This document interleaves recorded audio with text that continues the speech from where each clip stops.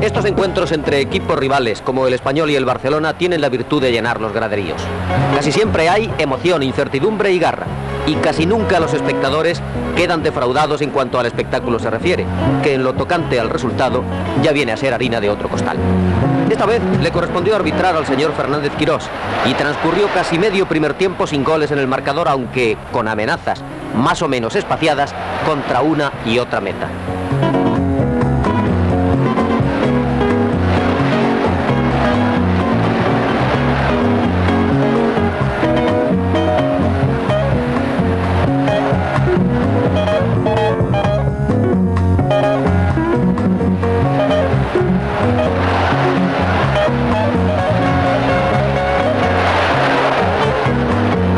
Llegó el primer tanto en el minuto 27. Cruyff adelanta a Clares, que bate a Gato Fernández.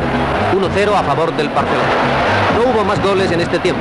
En cambio, en el segundo, se movería de firme el tanteador tras discurrir algo más de un cuarto de hora sin incidencias decisivas.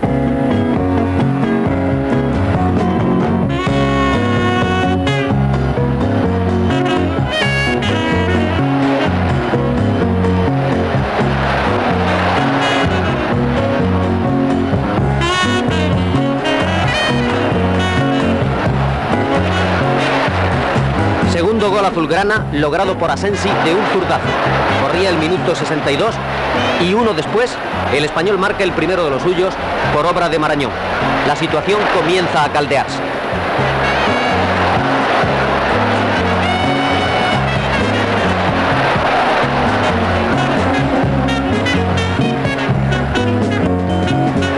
Minuto 72.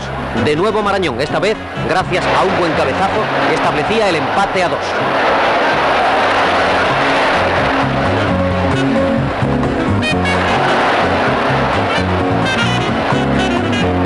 Siguieron 9 minutos sin novedades hasta que en el 81 Neskens lanza un gran disparo que bate por tercera vez al meta blanquiazul. Ya no hubo más goles y con el resultado de 2-3 terminó el emocionante encuentro.